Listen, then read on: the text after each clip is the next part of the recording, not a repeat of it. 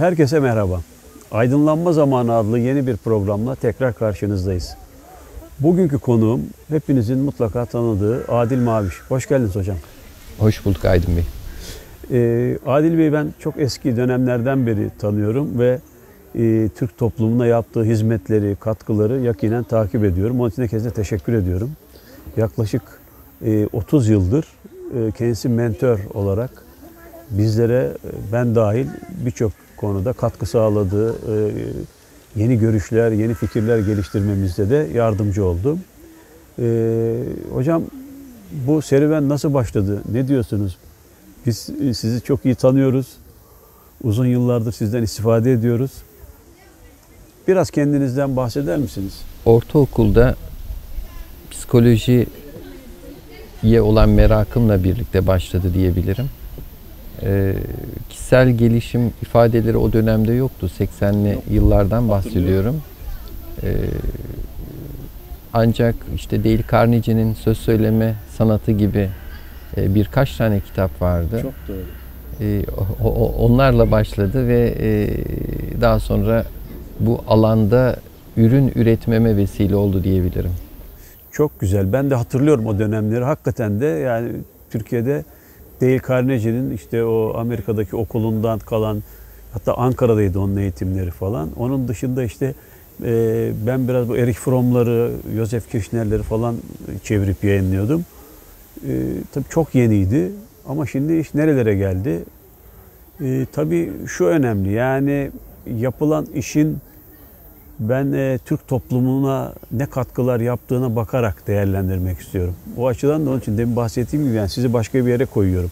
Tabii böyle çok kıymetli arkadaşlar var ama artık günümüzde hani işte koçtur, işte kişisel gelişim uzmanıdır dediğimiz zaman o arkadaşlarımız da katkı yapıyorlar ama hani katkılar arasında, yani topluma yapılmış katkılar açısından yani siz benim açımdan Türkiye'de bu işin önde gelen insanlardan bir tanesiniz. Teşekkür ederim. Şimdi ben Adil Bey'in kitaplarını daha önce okumuştum. Çok beğenmiştim. Fakat bu Aydınlanma Zamanı programı için yeniden gözden geçirdiğimde hocam çok enteresan bir şey fark ettim. Şimdi sizin anlattıklarınız benim senelerdir holistik düşünce diye anlattıklarımla ya ne kadar paralelmiş ama biz bunu fark etmemişiz. O gözle bakınca yine size teşekkür ediyorum. Yani bambaşka bir alandan bu holistik düşüncenin gelişmesine altyapı hazırlamışsınız. Beni çok etkileyen şey şu oldu. Hatta işte kitabınızın bu da Mucize Bilinçaltını Yönet. Yani Adil Bey'in son kitabı. Ben bundan çok yararlandım. Şimdi daha derin bir şekilde yararlanıyorum. Onu dile getireceğim. İnsan olarak dünyaya gelip ruhsal bir deneyim yapmadığımızı, aslında ruh olarak gelip insan bedeninde deneyimler yaptığımızı söylüyorsunuz. Ya da ruhu unuttuğumuzu bu süreç içinde. Bu çok önemli. Bunu lütfen biraz açalım. Her değerin, her varlığın, her anlayışın bir felsefeye ihtiyacı var. Temel çıkış felsefemiz bizim sonsuz bir varlık olduğumuz, yani mayamızın, kaynağımızın sonsuz bir kaynaktan beslendiği. Bunu bir yolculuk olarak kabul edersek, bu yolculuk içerisinde bu kaynağımızı unutup, tabir uygunsa şeker verene kendimizi kaptırmışız ya da işte zevklere kendimizi kaptırmışız, eğlenceye kendimizi kaptırmışız. Niçin yola çıktığımızı, özümüzü ve bu özü tamamlayan sonsuzluk kavramından bir anlamda uzaklaşıp korkular edinmeye başlamışız. Bravo. Mesela kaybetme korkusu, işte hazların bitme korkusu, ayrılık korkusu gibi. Sonra da bu algının içinde hapsolmuşuz. Sonra da bir kurtarıcı aramaya başlamışız. Çok güzel. Tam günümüzün özeti.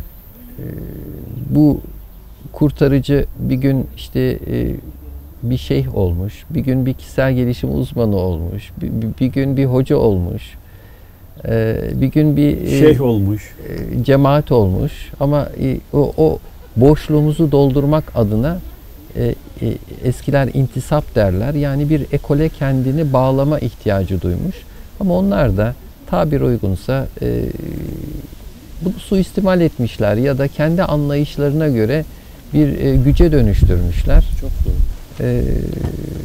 Ve bireyin varlık amacını bu yolculuk içerisinde keşfetme sürecine zarar vermişler. Unutturmuşlar ya da yoldan çıkartmışlar diye düşünüyorum. Çok doğru, çok doğru. Aslında şimdi tabii böyle konuya girince benim son yazdığım, yıllardır yazdığım ve nihayet işte inşallah bu hafta piyasaya çıkacak olan bir kitabım var. Onu da göstereyim. Ben kararımı doğmadan önce verdim diye. İşte buna tabii şaşırdım. Yani tam benim burada anlatmak istediklerimi, anlattıklarımızı farklı bir açıdan dile getiriyorsunuz. Şöyle düşünüyorum ben de. Şimdi o bahsettiğiniz algı alanı içinde kaldığımız sürece biz ruh ve maddeyi birbirinden iki ayrı nitelik olarak görüyoruz. Ve bunların birbirine ne diyelim zıt olduklarını ve birbirine çarpıştıklarını, yani işte ruhun üstün gelmesi, maddenin üstün gelmesi diye bir anlayışımız var. Bu anlayış doğru, yani bu fiziksel alemi tarif ediyor ama eksik. Şimdi burada benim çok önemsediğim bir şey var. Yine sizin kitabınızda da ona rastladım ve çok mutlu oldum. Şimdi biz aslında iki alanda birden yaşıyoruz. Yani madde ile ruh aynı alanda yer almıyor. Onların bir böyle farklı alanları var. Dolayısıyla ruh ve madde birbirine çatışan bir şey değil. Birbirini kullanan, tamamlayan, birbirinden yararlanan, birbiriyle sonuç üreten ya da birbiriyle alışverişini döngü halinde sürdüren bir mekanizma. Çok iyi. İşte sizin de mesela bu deneyim sözü çok muhteşem. Ben onu çok kullanıyorum. Çok doğru. Aslında ruh var ya da şöyle söyleyeyim. Şimdi önce dedik ki bunlar çatışıyor. Sonra dedik ki alanları farklılaştıralım. Aslında gerçekte alanlar da şu şekilde çalışıyor gibi gözüküyorsa da ruh var. Madde onun türevi. İşte onun için bu sizin ilk okuduğum sözünüz çok etkili oldu. Yani aslında ruh var. Ruh maddeyi kullanıp deneyim yapıyor.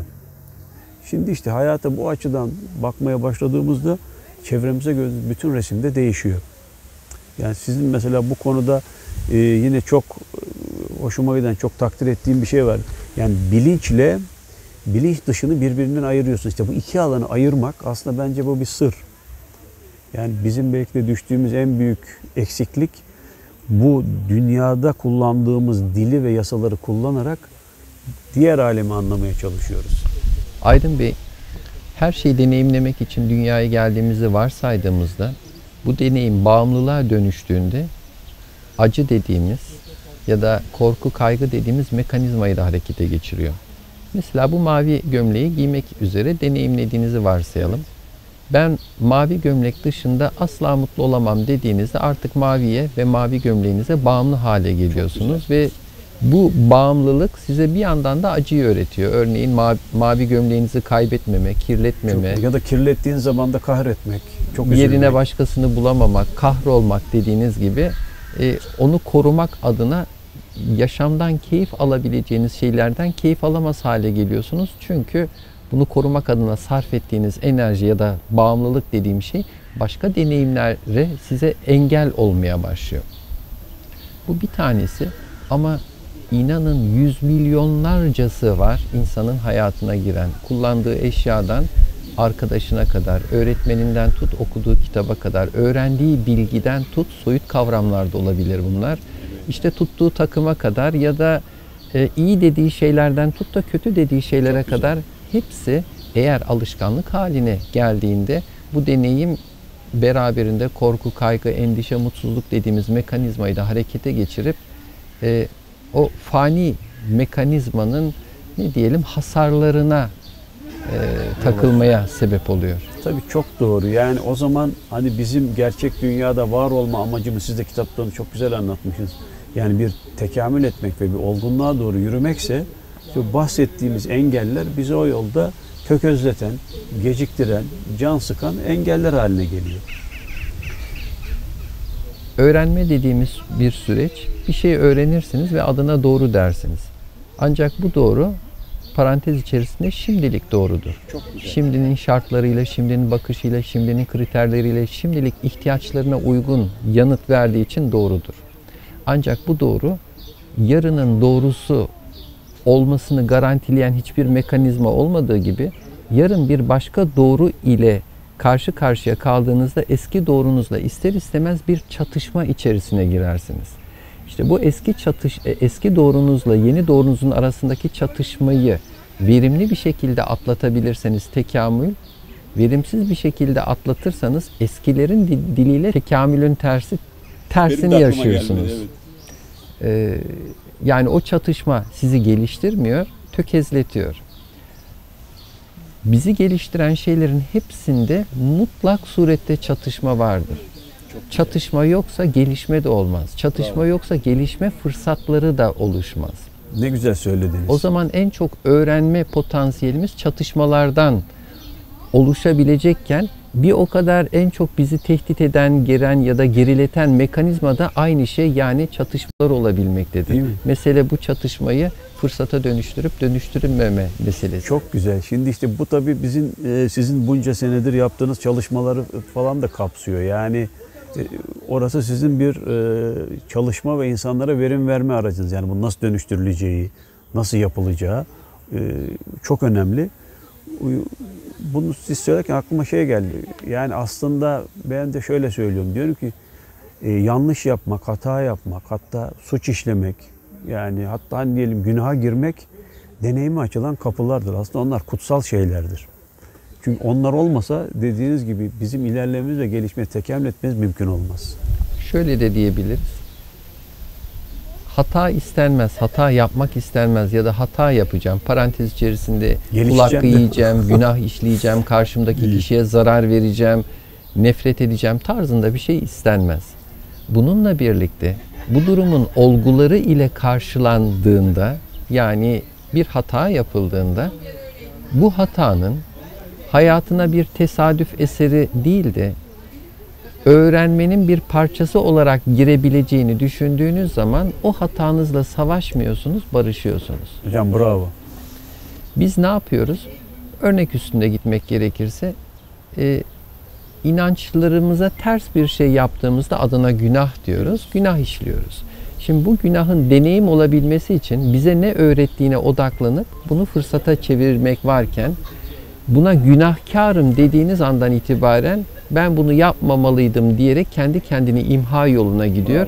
Tabir uygunsa işte ben cehennemi hak ettim, benim yaşamaya hakkım yok, ben en rezil insanım tarzında kendi kendimize saldırıyoruz. Aynı bir hücrenin kendisini bozup kansere dönüşmesi gibi ruhumuz da bunun acı ve ızdırabıyla yaşam içerisindeki tekamül boyutunda sıkışıyor, kasılıyor ve bir tür yaşamı yaşanılmaz hale getiriyor, ızdıraba dönüştürüyor. Şimdi tabii siz bunları anlatırken aklıma şey geliyor. Şimdi izleyenler hemen akıllarından şöyle şeyler geçiriyorlar diyor. İyi tamam hocam da peki nasıl yapacağız bunu? Yani bu eziyete düşmekten kendimizi nasıl kurtaracağız, nasıl esirgeyeceğiz? Şimdi onların onu merak ettiklerini biliyorum. Oraya da biraz bir aydınlatma getirir misiniz? Neyden nasıl esirgeyeceğiz? Bize acı veren, bizi üzen, canımız sıkan olaylar anlattığınız gibi bizim tekamül etmemize engel oluyorlar. Yani bizim işte o gelişme potansiyeline odaklanmamız yerine onu güzel söylediniz. Yani ben işte bir işe yaramıyorum, yanlış yapıyorum, günahkarım, bu benzeri düşüncelerle kendimize ket vurmamız bir yerde. Bunu nasıl aşmak lazım? Tabii bu tek kelimeyle anlatılacak bir şey değil ama insanlar genellikle böyle konu oraya geldiği zaman böyle hemen pratik bir şeyler duymak, bir şeyler anlamak istiyorlar. İnsan olumlu kişileri daha çok sevebilir. Kendisi gibi düşünen kişileri daha çok sevebilir. Kendisine yakın hissettiği kişilerle yakınlaşıp sevgi bağını daha çok kolay oluşturabilir. Esas olan bunun zıttı ve kendine tehdit olarak gördüğü durumlarda bunu yapabilmesi. İşte o bir sanat, bir beceri. Başka bir ifadeyle size zarar veren bir kişiyi sevebilir misiniz? Eğer bunu yapabilirseniz bu bahsettiğiniz acı ya da tekamül boyutunda avantajlı bir konuma geçersiniz. Günah işlediğiniz halde Allah'ın affetmesini beklemekten öte kendinizi affedebilir misiniz? Bunu yapabilirseniz tekamül edebilirsiniz. Sizi sevenleri sevmek kolay. Sizi nefret edenlere sevgiyle bakabilirseniz bu çok zıt, ters gibi geliyor ama işte orada o tekamül kapısı ya da acı veren mekanizması iyileşmeye başlıyor. Hocam çok güzel.